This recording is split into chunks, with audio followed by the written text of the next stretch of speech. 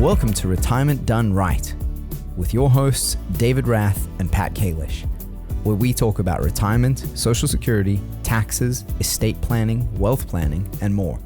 Now, onto the show. What is the market going to be doing this year? What's the projection for the future?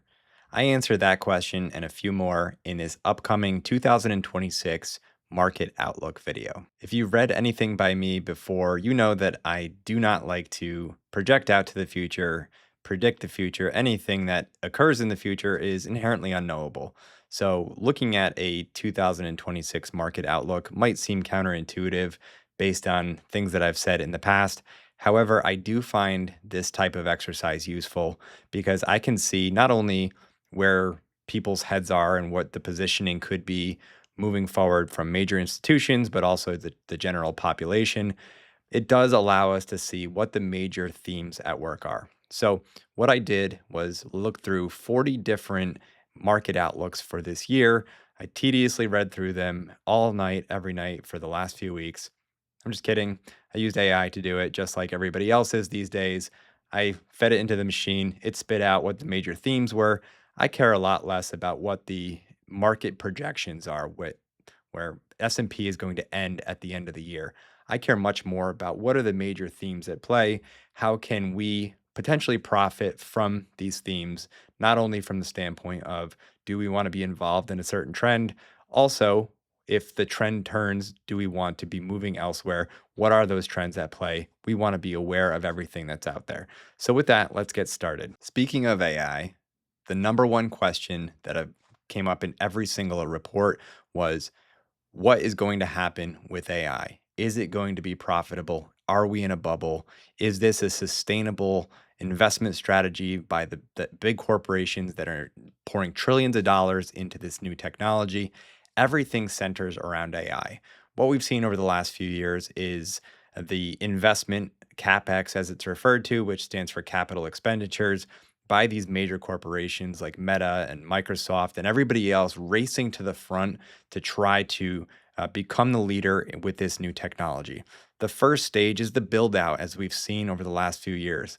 I think that the next stage will be can those companies that invested all of that money start to turn a profit on those investment dollars?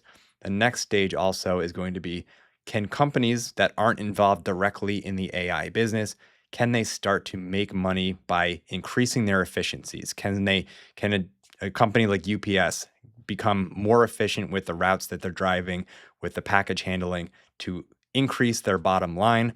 Unfortunately, the dark side of increased efficiency could be the labor market and people being employed or not employed because AI could potentially be taking these jobs. We've seen some of this data start to trickle through, especially for people directly out of college. It is something to keep an eye on. We just had the most recent jobs report, which actually showed a downtick in the unemployment rate. But as AI becomes more prevalent, we are going to see more jobs potentially being replaced by AI. Before you get too scared when it comes to this type of development, just know that over time, new technologies emerge. Old jobs are replaced by this new technology, but then new jobs emerge with the emergence of that new technology. So it remains to be seen how this plays out, but AI is at the forefront of every single investor's mind this year. The next question on everybody's mind, should I be worried about a market crash? Now, from my standpoint, I think you should always be considering all possibilities. You should never just assume that things are going to continue on the trajectory that they are. You should always have some sort of contingency plan in place. Now, is there going to be a crash this year? Your guess is as good as mine. Most firms are predicting, again, the cautious optimism of slow and steady economic growth, reducing the rate of inflation, maybe getting down to the Fed target at some point of a 2%. We were seeing economic growth in the 2 to 3% of GDP numbers. So everybody's kind of middle of the road with the projections for this year. And that's the safest bet to make. You just take what's happened in the recent past and project it out for this year and say, this is our cautious optimism for the year. Now, there were a few notable outliers. There were some firms that were predicting a resurgence in inflation and a slowing to potentially stalling growth. which would put us into a 1970s type environment. 1970s, the term stagflation really was the word of the decade. And few people are saying that we could potentially be going back to a stagflationary environment. That just means that there's high inflation and little to no growth. So it's the worst of both worlds. For the Fed, their policy should be to keep full employment, so keeping the unemployment rate low, while keeping prices stable, so keeping inflation under control. In a stagflationary environment, inflation is high, growth is low. It puts them in a pickle because they don't know what to do with their interest rate policy or their monetary policy to either increase growth, which could potentially increase inflation even more, or combat inflation like they did at the end of the 70s or into the 80s, and then watch for that stagnating growth over time. It's really a no-win situation for the Fed. The other question about that we talked about in the last point, which was the AI bubble. AI, in my opinion, is not in a bubble situation right now. We have all the seeds being sown for a potential bubble in the future. However, usually bubbles finish with a blow off top, as it's referred to, similar to what we saw in 1998 and into 1999 and 2000. That was the end of the internet, the dot-com bubble. Usually there is a dramatic increase in prices. We've seen prices go up over the last few years in the stock market, but there has not been that irrational exuberance, as Alan Greenspan put it. To bring it back to Alan Greenspan, he actually made that irrational exuberance comment in 1996. We still had a few more years left of the internet bubble. Don't try to call the top on these types of things. They can go on longer than you expect, but AI being in a bubble, I just don't see it right now. It doesn't mean that prices can't go down, stocks can't go down. Of course they can. However, that bubble territory, we're not seeing that exuberance and the making money at all costs and adding leverage that we've seen in the past that typically mark the end of bubbles. The next topic is, what should investors do differently this year than they've potentially done in years past? And overwhelmingly, the number one suggestion across these different investment firms is for investors to invest internationally, move money from US stocks to international stocks. And stop me if you've heard this before. That's been the recommendation for a lot of the years past over the last 15 plus years. Unfortunately, it hasn't really borne any fruit up until last year. Last year was a period of substantial outperformance for international versus US. And that's not to say the US did bad. We all know that US still had a good year, clocking in around 16 or 17% for the S&P 500. So, will this year continue that international outperformance? Again, your guess is as good as mine. I don't have any sort of foresight into the future. However, I do know that historically, these things tend to move in cycles. If you look at any chart of US versus international, there's been periods of outperformance by both of those cohorts. So if you look at last year as potentially the start of a new cycle and you want to start moving money into international stocks, that might be the impetus to do so. The second question that I'll ask people is, how much are you going to allocate to international stocks? If you look at just a general benchmark of US versus international stock based on market size, the US commands over 60% of the total global stock allocation.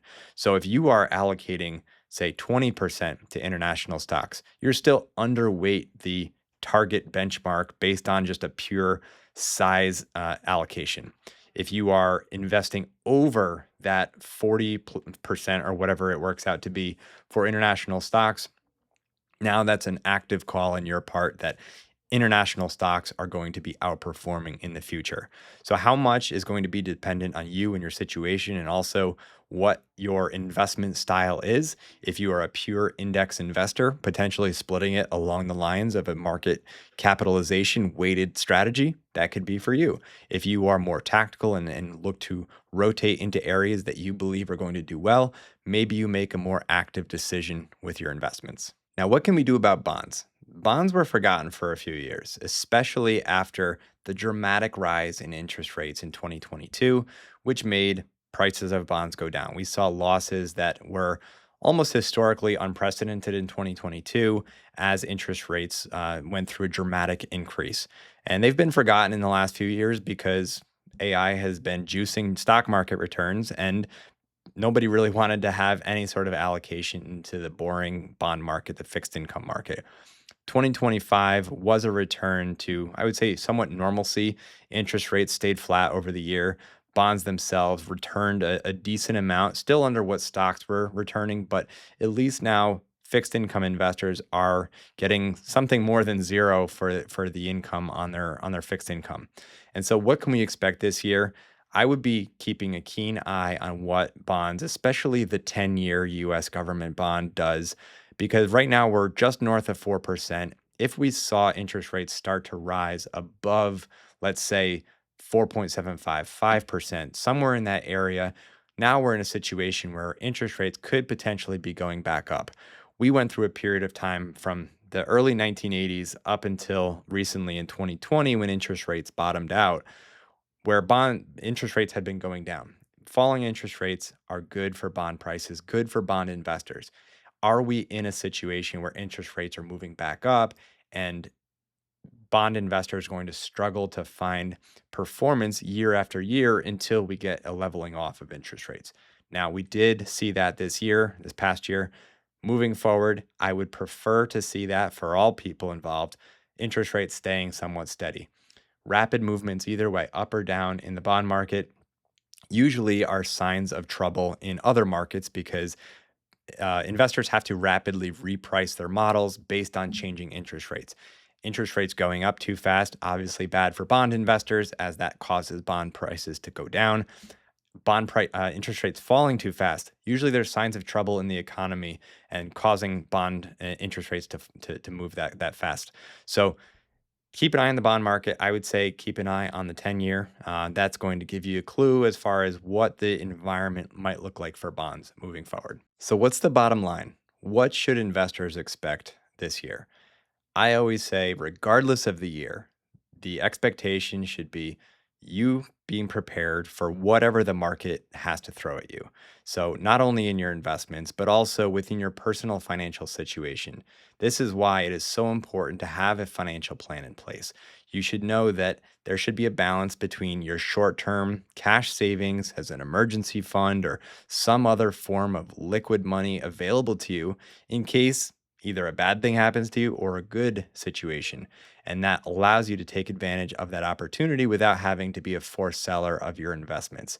Also, plan out what you would do in a situation. Let's say we had another COVID where markets were going down fairly substantially in a short period of time. What would be your reaction if that happened again? I know most people would, with the benefit of hindsight, say, I would have bought more in March of 2020. Unfortunately, it's not that easy. And during those periods of time, it is incredibly scary to be invested in the market. And you want to know what your reaction is going to be before anything like that happens. So have a plan in place, know what your contingencies are, and then moving forward, make sure you stick to that plan because a plan without execution is essentially useless. And so having that plan married with the execution moving forward, using a second set of eyes, a professional such as ourselves, to help evaluate your situation, I think is going to be a key tool for 2026. Thanks for joining us for another episode of Retirement Done Right. To learn more, visit us at contwealth.com.